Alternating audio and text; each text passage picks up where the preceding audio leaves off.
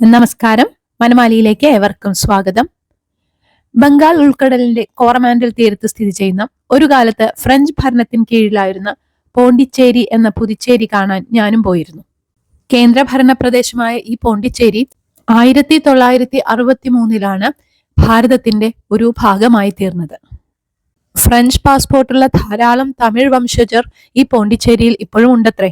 അതുപോലെ ഫ്രഞ്ച് സംസ്കാരത്തെ ഓർമ്മിപ്പിക്കുന്ന രീതിയിലുള്ള കൊളോണിയൽ കാലത്തെ മനോഹരമായ കെട്ടിടങ്ങൾ, റോഡുകളുടെയും പൊതുസ്ഥലങ്ങളുടെയും പേരുകൾ എന്നിവയെല്ലാം ഇവിടെ ധാരാളം കാണാൻ സാധിക്കും. വെള്ളിയാഴ്ചകളിൽ മാത്രം സർവീസുള്ള മംഗലാപുരം പുതുച്ചേരി എക്സ്പ്രസിൽ ജൂൺ 13 വെള്ളിയാഴ്ച രാത്രി 8:10 ട്രെയിനിൽ കോഴിക്കോട് നിന്നും ഞങ്ങൾ കയറി. ഈ ട്രെയിൻ പിറ്റേ ദിവസം രാവിലെ 10:15 പോണ്ടിച്ചേരിയിൽ എത്തിച്ചേരും. സ്റ്റേഷനിൽ നിന്നും ഞങ്ങൾ നടന്ന് നേരത്തെ ബുക്ക് ചെയ്തിട്ടുള്ള ആ ഹോട്ടലിൽ എത്തിച്ചേർന്നു. റൂമിലെത്തി ഒന്ന് ഫ്രഷ് ആയ ശേഷം ഞങ്ങൾ വൈറ്റ് ടൗൺ അല്ലെങ്കിൽ ഫ്രഞ്ച് കോളനി കാണാനായി പുറപ്പെട്ടു. ഇവിടെ ഇരുചക്ര വാഹനങ്ങളും കാറും റെന്റിനെടുത്ത് യാത്ര ചെയ്യാനുള്ള സൗകര്യവും ഉണ്ട്. ഞങ്ങൾ ഏതായാലും വണ്ടികളൊന്നും റെന്റിനെടുത്തില്ല. ഫ്രഞ്ച് സംസ്കാരത്തിന്റെ സ്മാരകങ്ങളായി ഇന്നും നിലനിൽക്കുന്ന വൈറ്റ് ടൗണിന്റെ കാഴ്ചകൾ കണ്ട് ഞങ്ങൾ നടന്ന് ക്ഷീണിച്ച് അടുത്തു കണ്ട ഒരു റെസ്റ്റോറന്റിൽ കയറി ഭക്ഷണം കഴിച്ചു. ഉച്ചയ്ക്ക് ഞങ്ങൾ ഹോട്ടലിൽ വന്ന് റെസ്റ്റ് എടുത്ത് വീണ്ടും 4 മണിയോടുകൂടി അരബിന്ദോ ആശ്രമത്തിലേക്കാണ് ഞങ്ങൾ പോയത്. സ്വാതന്ത്ര്യ സമര സേനാനിയും ആത്മീയ ചിന്തകനുമായി അരബിന്ദോ സ്ഥാപിച്ച ആശ്രമം സന്ദർശിക്കാനായി ധാരാളം സന്ദർശകർ അവിടെ എത്തുന്നുണ്ട്. കയ്യിലുള്ള ഫോൺ സ്വിച്ച് ഓഫ് ആക്കിയിട്ട് മാത്രമേ നമുക്ക് ഈ ആശ്രമത്തിന്റെ ഉള്ളിലേക്ക് പ്രവേശിക്കാൻ സാധിക്കുകയുള്ളൂ. അതുകൊണ്ട് തന്നെ വളരെ ശാന്തമായ ഒരു അന്തരീക്ഷമായിരുന്നു അതിനുള്ളിൽ. യോഗ, ധ്യാനം, ആത്മീയത, തത്വചിന്ത എന്നിവയിൽ താല്പര്യമുള്ളവരുടെ പ്രിയപ്പെട്ട സ്ഥലമാണ് ഈ അരബിന്ദോ ആശ്രമം. അവിടെ നിന്ന് ഞങ്ങൾ നടന്ന് റോക്ക് ബീച്ചിലേക്കാണ് പോയത്.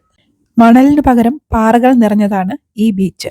ഇവിടുത്തെ താമസക്കാർ ഈ ബീച്ചിലെത്തി വ്യായാമം ചെയ്യുന്നതും നടക്കുന്നതുമൊക്കെ കാണാമായിരുന്നു.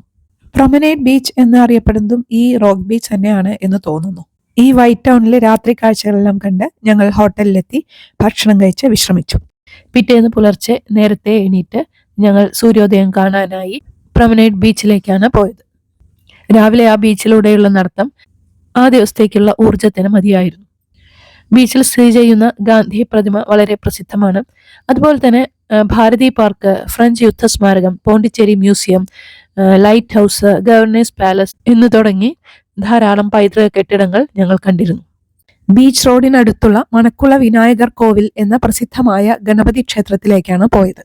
ഫ്രഞ്ച് ഭരണത്തിന് മുൻപ് തന്നെ ഈ ക്ഷേത്രം ഇവിടെ ഉണ്ടായിരുന്നു അത്രേ. സ്വർണത്തിൽ തീർത്തതാണത്രേ ഇവിടുത്തെ ഈ ഗണപതി വിഗ്രഹം. അതുപോലെ തന്നെ ഈ ക്ഷേത്രത്തിന് ഉൾവശത്തും ചുമരിലുമൊക്കെ ഗണപതി ഭഗവാന്റെ പല രൂപത്തിലും ഭാവത്തിലുമുള്ള പ്രതിമകൾ കൊത്തിവെച്ചിട്ടുണ്ട്. ഹോട്ടലിൽ തിരിച്ചെത്തി ഭക്ഷണം കഴിച്ച ഞങ്ങൾ ഇവിടുത്തെ ഏറ്റവും വലിയ ആകർഷണമായ ഓറോവില്ലയിലെ മാത്രി മന്ദിർ കാണാനായി പുറപ്പെട്ടു. പോണ്ടിച്ചേരിയിൽ നിന്ന് 12 കിലോമീറ്റർ ദൂരെ വില്ലുപുരത്താണ് ഇത് സ്ഥിതി ചെയ്യുന്നത്. മനുഷ്യരുടെ ഐക്യത്തിനു വേണ്ടി ഉണ്ടാക്കിയ ഇത് ശ്രീ അരബിന്ദോയുടെ സുഹൃത്തായ മിറ അൽഫാസാണത്രേ നിർമ്മിച്ചത്.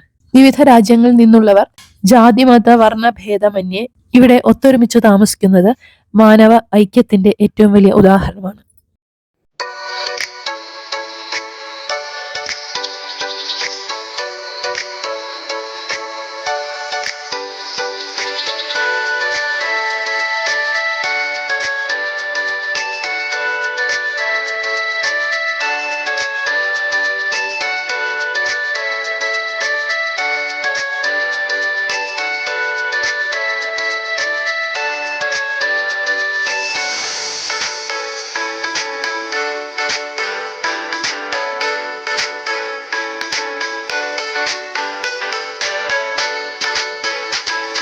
പുറത്തേക്ക് സ്വർണ്ണ നിറത്തിലുള്ള ഗോളമായി തോന്നിക്കുന്ന ഈ മാതൃമന്ദിറിന്റെ ഉള്ളിൽ പ്രവേശിക്കുന്നവർ പൂർണ്ണ നിശബ്ദരായിരിക്കണം എന്നതാണ് നിയമം.